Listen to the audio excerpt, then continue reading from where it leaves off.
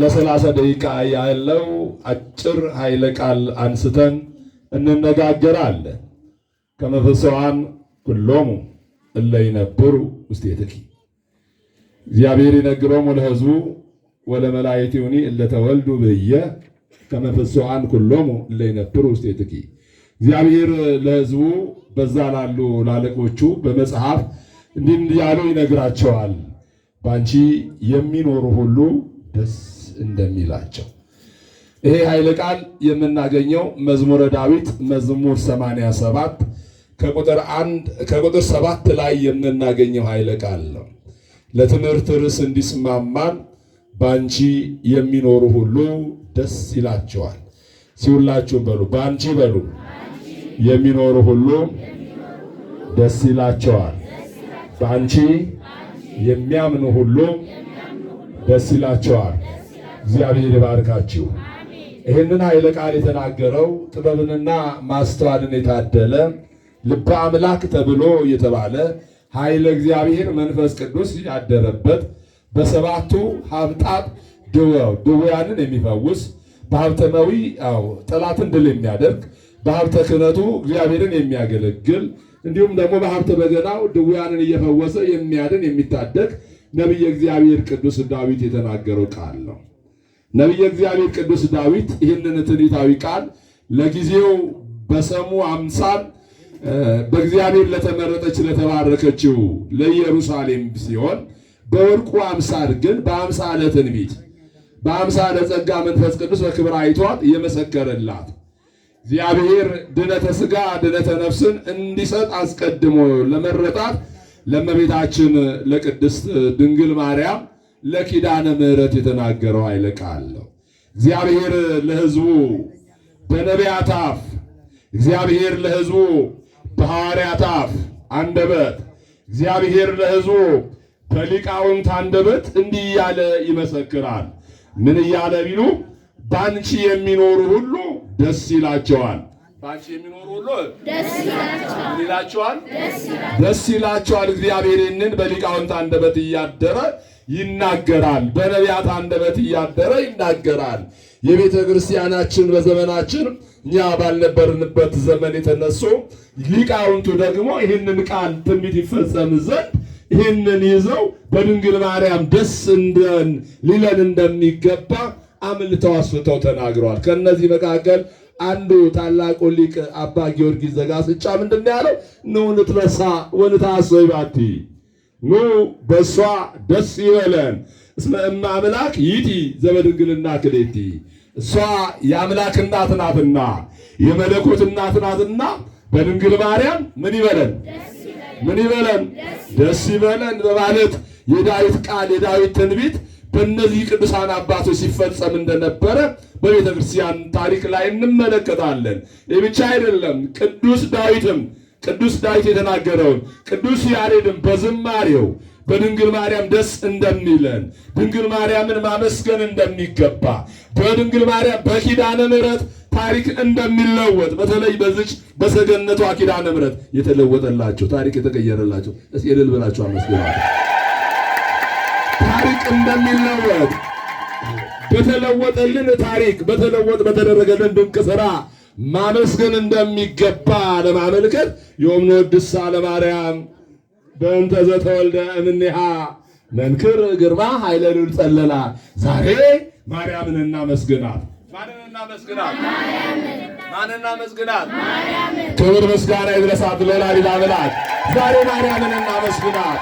በእንተ ዘተወልደ እምኔሃ ከእርሷ ስለተወለደው ዓለምን ስላዳነው ስለ መድኃኒታችን ስለ ኢየሱስ ክርስቶስ ማንን እናመስግን?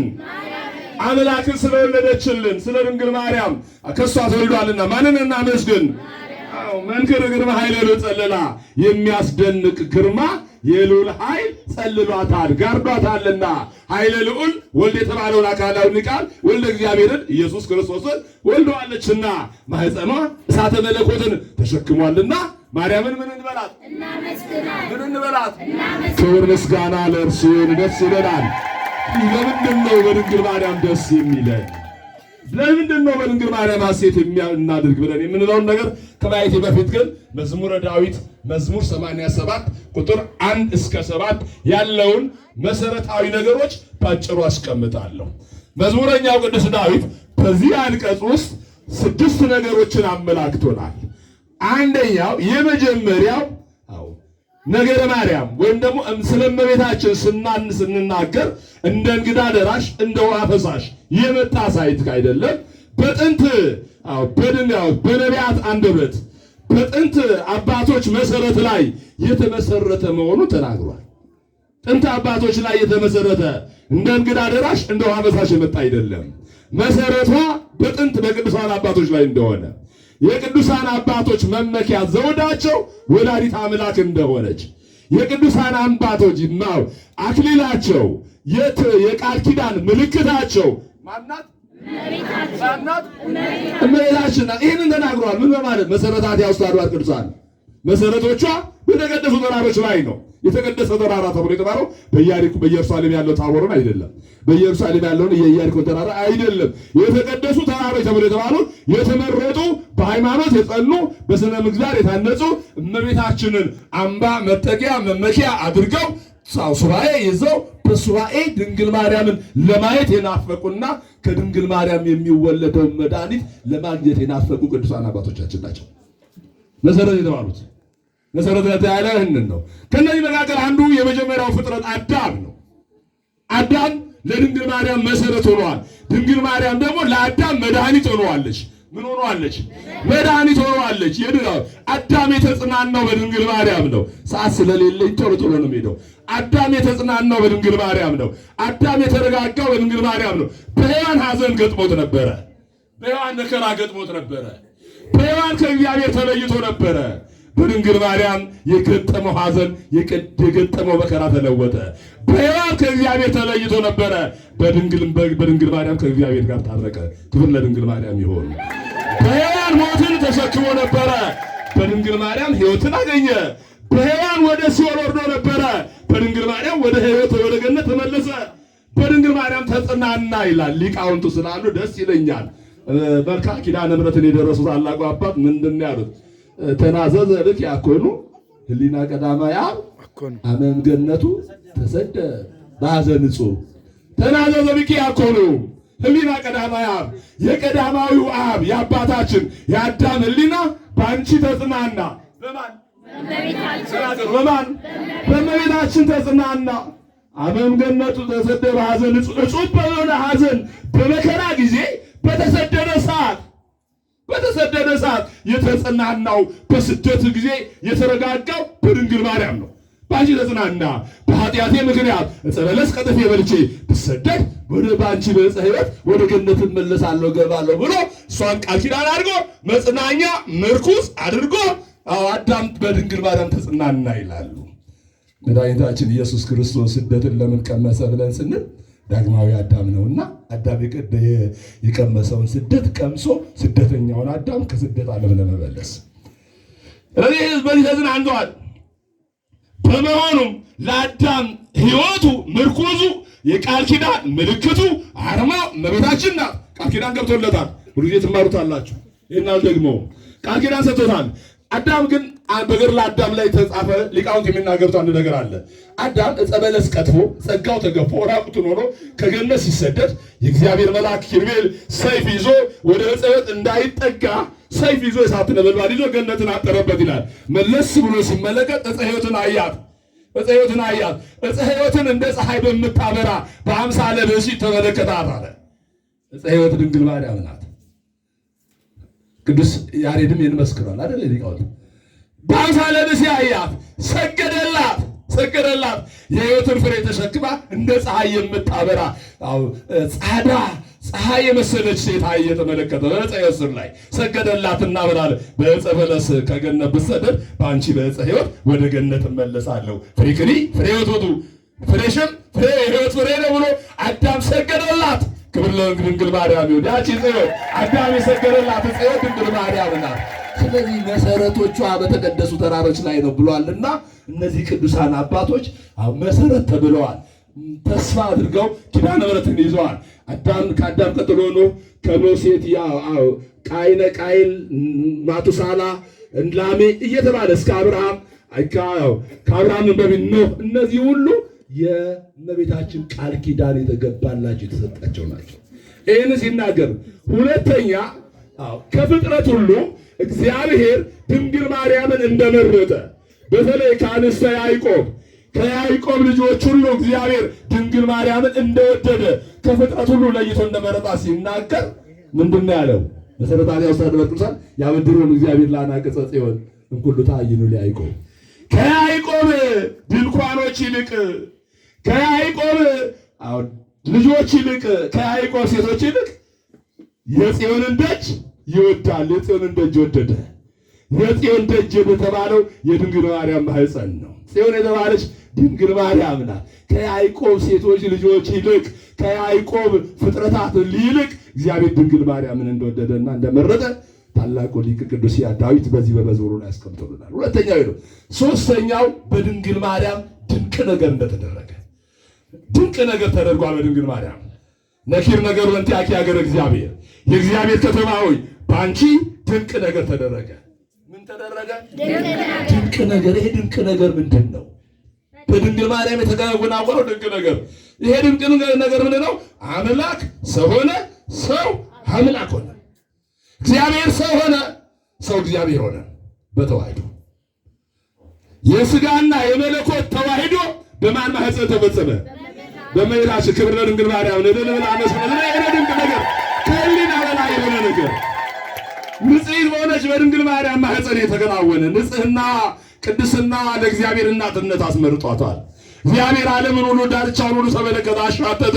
እንደ ድንግል ማርያም ንጽሕት ሆኖ ያገኘ የለም። ክብር ለድንግል ማርያምን። እልል ብላ መስክናት ወዳጄ ሙናፍቅም ቃለ ይትመር። እንደ ድንግል ማርያም ያገኘው የለም። ወሶበሬ ንጽሕና ኪያል አባ ማነው አባ ሕርያቆስ በቅዳሴው ወሶበሬ ንጽሕናኪ ንጽሕናሽን ባየ ጊዜ ቅድስናሽን ባየ ጊዜ ትሕትናሽን ባየ ጊዜ ፈኖ መልአኮ ዘስሙ ገብርኤል ገብርኤል የሚባለው መልአክ ወደ አንቺ ሰደደ ላከ። አበሰራት እየሰገደላት ንጽሕት ስለሆነች ነው። ሶስተኛው አራተኛው በዚህ በመዝሙር ላይ የምንመለከተው አራተኛው ምስጢር አራተኛው ነገር ድንግል ማርያም እግዚአብሔር ስለ ድንግል ማርያም ብሎ እንደሚምር ቃል ኪዳን የገባበት አንቀጽ ነው። አራተኛው እግዚአብሔር ስለ ድንግል ማርያም ብሎ እንደሚያስበን እዚህ ከሮለራ ወለ ባቢሎን ለተወልዱ ብዬ ወሕዝበ ኢትዮጵያ ለተወልዱ ብዬ ባቢሎናውያንን ባንቺ አስባቸዋለሁ፣ ፍልስጤማውያንን ባንቺ አስባቸዋለሁ፣ ከነዛ በበለጠ ደግሞ ኢትዮጵያውያንን ባንቺ አስባቸዋለሁ በማለት እግዚአብሔር ኢትዮጵያውያንን በድንግል ማርያም እንደሚያስበን እንደሚጎበኝ በተለይ በስደቷ ወቅት በጀርባ ታዝሎ በክንዷ ታቅፎ ወደ ኢትዮጵያ ገብቶ ኢትዮጵያን ባርኳታልና ኢትዮጵያን በድንግል ማርያም እንደሚያስባት ይህ ታላቁ ነቢይ ቅዱስ ዳዊት ተናግሯል። ሌላው አምስተኛው ደግሞ የምናየው እኛ የድንግል ማርያም ልጆች በምስጢረ ሥጋዌ የምናምን በማኅተመ ክርስትና የተጠመቅን ከሥላሴ ልጅነትን ያገኘን ክርስቲያኖች ሁሉ ድንግል ማርያምን እናታችን ብለን እንደምንጠራ በዚህ አንቀጽ ላይ ነቢየ እግዚአብሔር ቅዱስ ዳዊት ተናግሯል። እናታችን ናት ድንግል ማርያም። ክብር ምስጋና ለድንግል ማርያም የሆነ እናታችን ናት። እምነ ጽዮን ይብልሰብ ወብእሲ ተወልደ በውስቴታ ከእርሷ ሰው ተወልዷልና ወውቱ ሉል ሳረራ ኃያል ወልድ እሱ ለድነት አዘጋጅቷታልና እሱ መርጧታልና ሰው ሁሉ ድንግል ማርያምን እናታችን ይላታል። እጃቸውን ብድግ አድርገው ሁላችንም በሉ ድንግል ማርያምን እናታችን መመኪያ ዘውዳችን እንላታለን። ክብር ለድንግል ማርያም። እናታችን ይላል። እናት እንዲህ ብለን እንጠራታለን። የእናት ልመና ፊት አስመልስ አንገት አስቀልስ። የእናት ልመና አንጀቷ ርኅሩህ ነውና ልጆቿን ታቅፋ በምሕረት በቸርነት ትጠብቃለችና ስለ ልጆቿ እናት ትሞታለች። አትሞትም? ትሞታለች። ድንግል ማርያምም ስለኛ በእንባዋ በመከሯ በስቃያ በስደቷ ሁሉ ስለኛ መከራን እየተቀበለች እኛን ከልጇ ከመድኃኔዓለም ታስታርቀናለች። ስለዚህ በዚህ አንቀጽ ውስጥ ድንግል ማርያም እናታችን መሆኗን መስክሯል ቅዱስ ዳዊት። ሌላው ስድስተኛው አንቀጽ ምንድን ነው? የመጨረሻው አንቀጽ ለትምህርት ርዕስ መነሻነት የተጠቀምኩት አንቀጽ በእርሷ በድንግል ማርያም የሚያምኑ በክርስቶስ የሚያምኑ ክርስቲያኖች ደስ እንደሚላቸው ከመፍሷን ኩሎሙ ለይነብሩ ውስቴትኪ በአንቺ የሚኖሩ እግዚአብሔር ነግሮሙ ለሕዝቡ ወለመላእክቲኑ ለተወልዱ በየ ከመፍሷን ኩሎሙ ለይነብሩ ውስቴትኪ እግዚአብሔር ለሕዝቡ በዛ ላሉ ለአለቆቹ በአንቺ የሚኖሩ ሁሉ ደስ ይላቸዋል። ምን ይላቸዋል? ለምንድን ነው በድንግል ማርያም ደስ የሚለን? ለምንድን ነው በድንግል ማርያም ሐሴት የምናደርገው ብለን ስንል ሁለት ሶስት ነገሮችን ብቻ ተናግሬ ትምህርቴን አቆማለሁ። አንደኛው የመጀመሪያው ድንግል ማርያም የእግዚአብሔር እናት ስለሆነች። የማን እናት? የእግዚአብሔር እናት። በቃ ዓለም ከተፈጠረ ዘመን ከተቆጠረ ጊዜ ጀምሮ የእግዚአብሔር እናት ተብላ የተባለች በእግዚአብሔር እናትነት ደረጃ ላይ ክብር የተሰጣት ፍጥረት ማንም የለችም ከድንግል ማርያም በቀር። እግዚአብሔር የመረጣት እናቱ አድርጎ ከስጋዋ ስጋ ከነፍሷ ነፍስ ነስቶ ዓለም የዳንባት እንዲድን ያደረገባት ሊቃውንቱ እነ ቅዱስ ቄርሎስ ምን ይላታል? ቴዎቶኮስ ይሏታል። ቴዎቶኮስ ማለት የመለኮት እናት ማለት ነው። የመለኮት እናት። እነ ቅዱስ ጎርጎርዮስ ምን ይሏታል? እግዚአብሔርን የተሸከመች ይሏታል። ዘቤረር ኦፍ ጋድ እግዚአብሔርን የተሸከመች እግዚአብሔር ዙፋን ያደረጋት ከኪሩቤል የምትበልጥ ከኪሩቤል ከሱራፌል የምትበልጥ የእግዚአብሔር ዙፋን ኪሩቤል መንበሩን የተሸከሙት፣ ሱራፌል በመንበሩ ዙሪያ ዞሮን ያጠኑት። እሷ ግን እሳተ መለኮትን የተሸከመችው መለኮትን የተሸከመችው። አባ ሕርያቆስም ይህንን ያለው ሰባቱ የእሳት መጋረጃ ወዴት ተዘጋጀ? በጎንሽ ነውን? በግራሽ ነውን አለ። ታናሽ ብላቴና ስትሆኝ እንደምን እሳተ መለኮትን ቻልሽሹ? የሚያቃጥለውን እሳት እንደምን ቻልሽውን ያላት እሳተ መለኮትን የተሸከመች ኪሩቤል መላእክት ሊነኩት ያልተቻላቸውን ሱራፌል የሚንበረከኩለትን እሳት የተሸከመች በመሆኗ በዚህ ደስ ይለናል። ክብር ለድንግል ማርያም። እልል ብላችሁ አመስግኑ። ሁለተኛው እንባዋ ኃይል ስላለው እንባዋ ምን ስላለው? ኃይል ስላለው። በተለይ ወርኃ ስደት ስለሆነ ላነሳ ፈልጋለሁ። እንባዋ ኃይል አለው። በእንባዋ ታድናለች፣ በጸሎቷ ትፈውሳለች። ትፈውሳለች አትፈውስም? ትፈውሳለች። እንባዋ ኃይል አለው። ጸሎቷ ልመናዋ ኃይል አለው። እንባዋ የፈሰሰበት ወራት ነው። እንደ ክረምት ውሃ እንደ ክረምት ጎርፍ በልጇ ፊት የወረደበት ጊዜ ነው። ስደት መከራ የተቀበለችበት ጊዜ ነው።